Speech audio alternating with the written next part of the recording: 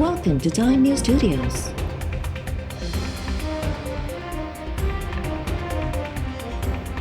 You are watching 3 p.m. Bulletin. Corona में मुकम्मल lockdown न करण ते हुकूमत मथां तनकीद कंदड़ ऑपोजिशन हाणे पाण जलसा करे रही है।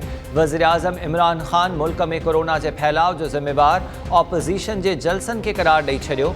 वज़ीर आज़म इमरान खान जो चवणु आहे त ऑपोजिशन वारा कोरोना के रोकण लाइ को बि सहकार नथा कनि। संदन जलसन सबब मुल्क की कुंड कुर्छ में कोरोना पखिड़जी रहियो आहे।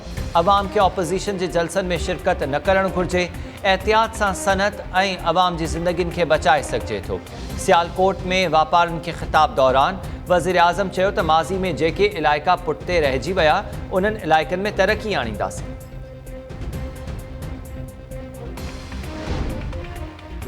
पीडीएम के सरबराह मौलाना फजल रहमान सां बिलावल भुट्टो ज़रदारी और मरीम नवाज़ की मुलाकात दौरान इस्तीफ़ाउनि के तरीक़ेकार और हुकूमत खिलाफ लॉन्ग मार्च से सलाह मशवरा।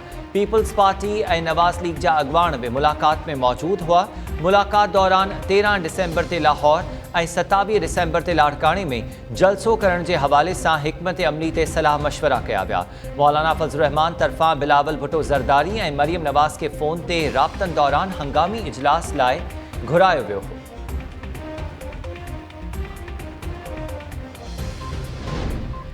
मौलाना फजल रहमान की रिहाइशगाह के इजलास में शिरकत खां अॻु पीपी चेयरमैन बिलावल भुट्टो ज़रदारी की पार्टी अगवाननि सां मुलाकात। इस्लामाबाद में मुलाकात दौरान यूसुफ रज़ा गिलानी, शेरी रहमान, फरतुल्ला बाबर, राजा परवेज़ अशरफ, कमर जमा कायरा और ॿियनि अगवाननि शिरकत कई।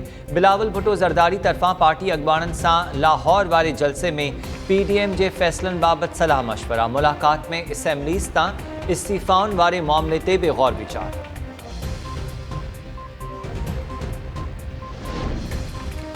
पीडीएम की क़यादत में इस्तीफ़ाउनि वारे ऑप्शन ते इत्तफ़ाक़ बाद नवाज़ लीग, पीपल्स पार्टी और JUI सूदो ॿियनि ऑपोजिशन पार्टीज़ के मेंबर्स तरफा असैम्बलीज़ तां इस्तीफ़ाउनि ॾियण जो सिलसिलो जारी।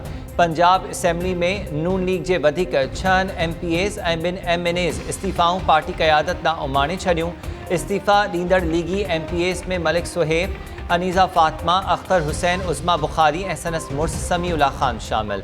नवाज़ लीग MNA बशीर अहमद विर्क और सिंध मां चूंडियल MNA खेयल दास कोहिस्तानी इस्तीफ़ा पेश करे छॾियो।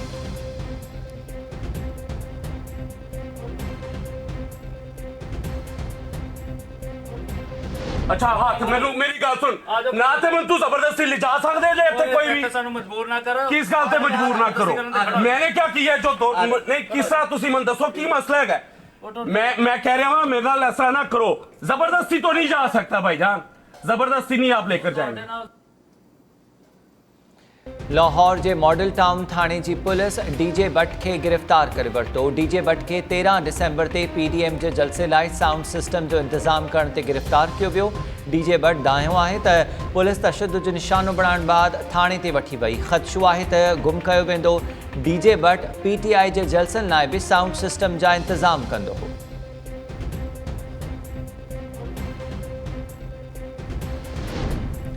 सिंध काबीना बरसात दौरान फौत थियलनि जे पोइरनि खे 1 लाख रुपयनि जो मुआवज़ो ॾियण जी मंजूरी ॾेई छॾी।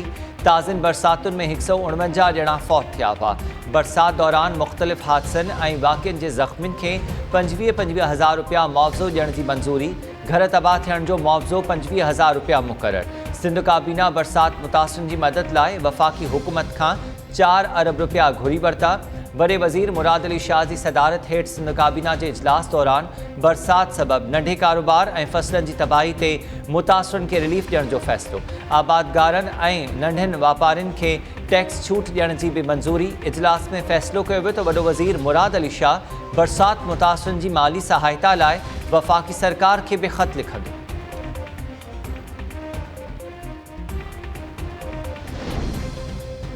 सिंध हाई कोर्ट बेटन ते वफ़ाक़ी बालार खिलाफ दरख्वास्त फौरी ॿुधणी लाइ मंजूर करे वरिती। बेटन ते मनसूबे बाबत नीदरलैंड्स की हुकूमत सां मुआहिदो करण ते वफ़ाक़ी सरकार खां जवाब तलब। ॿुधणी दौरान AG सिंध अदालत के आगाह कयो त नीदरलैंड्स सां थियल MOUs में सिंध सरकार शामिल नाहे। अदालत हुकुम ॾिनो त बेटन जे मामले ते सिंध हुकूमत जे मौक़िफ़ खां आगाह कयो वञे।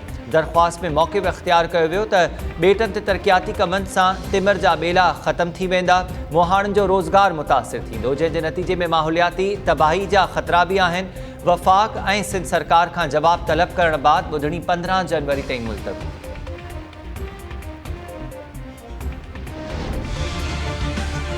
3 महीननि खां वठी उहो असांखे ब्लैकमेल कंदा हुया। जंहिं महिल उहो मूंखे किडनैप करे विया, उन्हनि खे मां पाण ॾिठो, हिकिड़ो एशियस हुयो, अखियुनि सां मां पाण ई ॾिठो आहे। हुन पैसा हुन खां 10 लख वरिता आहिनि। असांखे ऑफिस में घुराइनि था, रहंदो ई असांजी बिल गिलाइनि था त तव्हां ईअं न कयो, तव्हां हटी वञो। असांजी पुलिस नथी ॿुधे, रहंदो उन्हनि जे मतिलबु समीर वग़ैरह जेके आहिनि इहे उन्हनि जे मतिलबु उन्हनि जी साइड वठी, उन्हनि रिश्वत वठी उन्हनि खे छॾे ॾिनो अथऊं। असांखे पंहिंजो इंसाफ़ मिले, न त असां पंहिंजो ज़हर खाईंदासीं। लाड़काणो में 2 शागिर्दियाणियुनि खे मुबैना तौर नशो ॾेई इज्तमाही ज़्यादती जो निशानो बणाइण वारो मामिलो लहे मटी करण जा सांभा। इलाइक़े जे बासरनि ऐं पुलिस जवाबदारनि खे बचाइण जे लाइ धुरनि में ठाह जूं कोशिशूं तेज़ करे छॾियूं। ज़रियनि जो चवणु आहे त केस जे जांच ऑफिसर SP मोहम्मद कलीम मलिक मथां जवाबदारनि ख़िलाफ़ कार्रवाई खे अॻिते न वधाइण लाइ दबाव विधो पियो वञे। गिरफ़्तार जवाबदार ASI महराण जतोई ऐं सुमेर अञा ताईं अदालत आॾो पेश न थिया। मुतासिर शागिर्दियाणियुनि ऐं सदन वारसनि रहियल जवाबदारनि खे गिरफ़्तार करण जो मुतालबो कंदे चयो आहे त जवाबदार फ़हश तस्वीरूं ऐं वीडियोज़ ठाहे खेनि ब्लैकमेल करे रहिया हुआ। शागिर्दियाणियुनि जी ज़िंदगी तबाह कंदड़ टोले सां ठाह करण खां इनकार।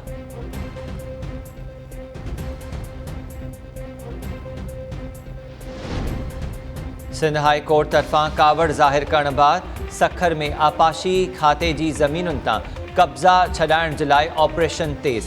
रेवेन्यू ऐं आपाशी खाते बैराज कॉलोनी में केतिरा ई घर, होटलूं, दुकान ऐं मेडिकल सेंटर ड्राहण शुरू करे छॾिया। ऑपरेशन दौरान रहवासियुनि तरफ़ां इंतिज़ामिया ख़िलाफ़ एहतजाज। लाड़काणो में घर ड्राहण ख़िलाफ़ रहवासियुनि तरफ़ां मुज़ाहिरनि जो सिलसिलो जारी। लाहौरी रेगुलेटर पुल ते घर बचायो तहरीक जे सॾ ते धरणे में औरतूं ऐं ॿारड़ा बि शरीक। मुज़ाहिरीन तरफ़ां घर ड्राहण वारो फ़ैसिलो वापसि न थियण जी सूरत में मरण घड़ीअ ताईं हड़ताल जो चिताब।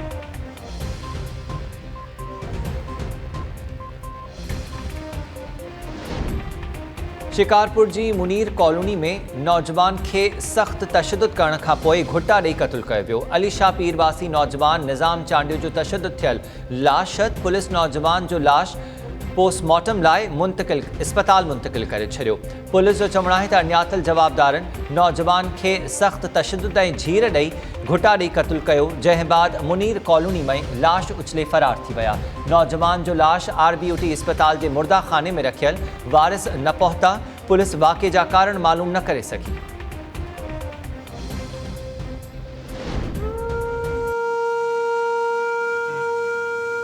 सुबुह मुंहिंजो भाउ असां शहर वञा पिया, असांजो अॻु वते मुंहिंजो भाउ खे लठनि जो मार ॾेई मूंखे बि चेल में लठ लॻो आहे। पोइ मां किरी पियो आहियां, मुंहिंजो नंढड़ो बि किरी पियो आहे। हमले जे दौरान जीअं मूंखे हिननि लठ आया आहिनि, मुंहिंजो भेण ऐं माउ मुंहिंजे मथां किरी पिया आहिनि छॾाइण जे लाइ। उन जे मथां ॿारड़ो बि नंढो उन खे साण हुयो, उहो बि किरी पियो आहे। पोइ हेठि धरती मथां जीअं माण्हू सभु मथां चढ़ी विया आहिनि, लठियूं हलनि पिया, सिरोटा हलनि पिया, वठ बाजाई वॾो हमिलो हुयो, 10-15 माण्हू हुया।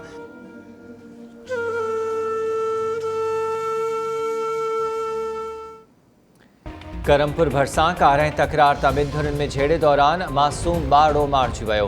मासूम ॿारड़े उबैदुल्ला बखराणी खे इलाज लाइ अस्पताल नियो पियो वियो त बखराणी बिरादरी जी ॿिनि धुरनि में झेड़ो थी पियो। झेड़े में धकु लॻण सबबि ॿारड़ो ज़मीन ते किरी दम ॾेई छॾियो। झेड़े दौरान धुरनि हिक ॿिए ते लठियुनि ऐं कुहाड़ियुनि जो वसकारो लाइ ॾिनो। 8 ॼणा ज़ख़्मी, 2 ज़ख़्मियुनि खे ॻणती चोगी हालत हुजण सबबि चांडका अस्पताल लाड़काणे मुंतक़िल कयो वियो। झेड़े जो इतला मिलण बावजूदि हद जी पुलिस हरकत में न आई।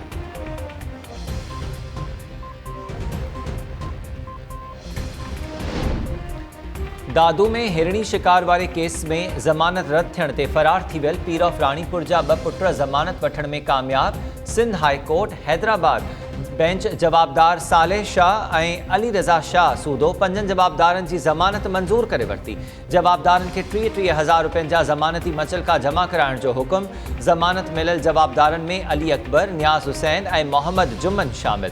गुज़िरियल ॾींहुं दादू में ज़मानत रद्द थियण ते पीर ऑफ राणीपुर जा 2 पुट अदालती अहाते मां फ़रार थी विया हुआ।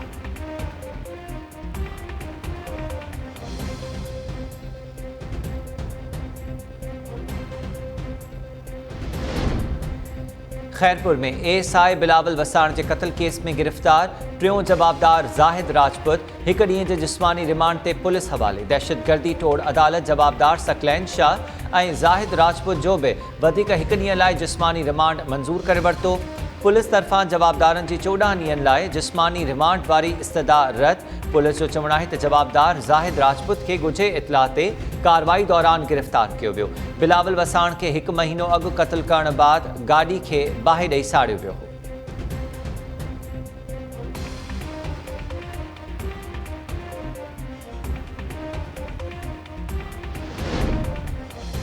लाड़काणो में एहसास सेंटर ते रक़मुनि जी कटौती ख़िलाफ़ मुस्तहिक औरतुनि जो मुज़ाहिरो। एजेंट्स ज़रिए 500 खां 1000 रुपयनि ताईं कटौती जूं दाहूं। शहर के मुख़्तलिफ़ इलाइक़नि में एहसास सेंटर्स से बदनज़मी सबब समय मुस्तहिक औरतूं दरबदर। काज़ी अहमद में एहसास सेंटर्स से औरतुनि मथां तशद्दुद जी वीडियो वायरल थियण बाद 3 अहलकार मुअत्तल। SSP शहीद बेनज़ीराबाद पुलिस अहलकार अला बरायो चांडियो, हुसैन चांडियो ऐं सावण खान के मुअत्तल करे छॾियो। मीरवा गोरचाणी में भी एहसास सेंटर से मुस्तहिकन तरफ़ां कटौती जूं शिकायतूं। गौसपुर में मुस्तहिक औरतुनि तरफ़ां कटौती खां इनकार ते डिवाइस होल्डर वापस हलिया विया। औरतूं केतिरा ई कलाक इंतज़ार करण बाद ख़ाली वापस। गढ़ी खैरो भरिसां एहसास सेंटर के रिटेलर खां मुबैना तौर 8.5 लख रुपया फुल।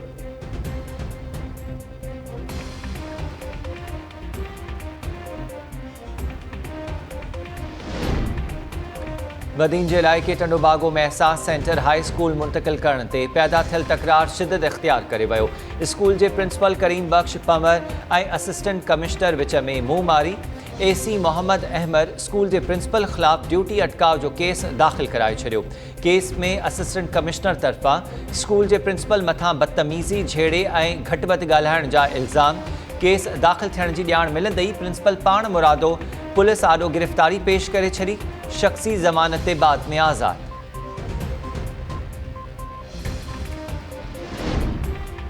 कंदकोट में SHO के मस्जिद की सफ़ाई ऐं रोज़ानो वण पोखण वारी मिलियल सज़ा ते अमल न थियो। पुलिस पंहिंजे पटे भाई के बचाइण जे लाइ अदालती हुक्म नज़रअंदाज करे छॾियो। 3 ॾींहं गुज़रण बावजूद SHO मस्जिद जी न त सफ़ाई कई ऐं न ई को वण पोखियो। कंदकोट जे अदालत ॻोठाणनि खे नाहक बांदी बणाइण जो ॾोह साबित थियण ते SHO खे 11 महीननि ताईं मस्जिद जी सफ़ाई ऐं रोज़ानो वण पोखण जी सज़ा ॿुधाई हुई। अदालत तरफ़ां मुक़रर कयल प्रोबेशन ऑफिसर लाला वहीद जो चवणु आहे त अदालती हुकुम ते हर सूरत में अमल थींदो। SHO सुभाणे खां सफ़ाई ऐं ॿूटा पोखण शुरू कंदो।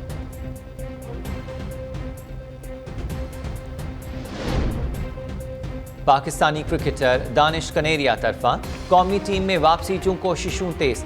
दानिश कनेरिया PCB जी बहाली प्रोग्राम में शामिल करण लाइ सिंध हाई कोर्ट सां राब्तो करे वरितो। ॿुधणी दौरान दरख़्वास्त गुज़ार जे वकील चयो त दानिश कनेरिया पंहिंजिन ग़लतियुनि ते मुआफ़ी वठे थो। खेसि ॿियनि रांदीगरनि जियां टीम में वापसी की इजाज़त ॾिनी वञे। अदालत PCB के नोटिस जारी करे छॾिया। रांदियुनि वारे वफ़ाक़ी वज़ीर खां 15 जनवरी ताईं जवाब तलब। अदालत ॿाहिरां मीडिया सां ॻाल्हाईंदे दानिश कनेरिया जो चवणु हो त PCB मुंहिंजो मौक़िफ़ ICC आॾो पेश करे। गैर मुल्की लीग में खेॾणु घुरां थो, उन लाइ मुंहिंजो नालो फाइनल भी थी चुको आहे। क्रिकेट खां सवाइ मूं वटि रोज़गार जो ॿियो को ऑप्शन न आहे।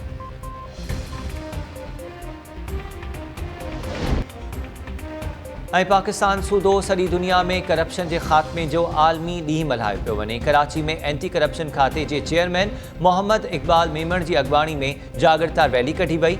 सिंध सेक्रेटेरिएट खां निकतल रैली में एंटी करप्शन खाते के ऑफिसर्स की भी शिरकत। हैदराबाद, मटियारी, नवाबशाह, लाड़कानी ऐं कोट ग़ुलाम मोहम्मद में भी एंटी करप्शन खाते तरफ़ां करप्शन के ख़ात्मे बाबत जागरता रैलीज़।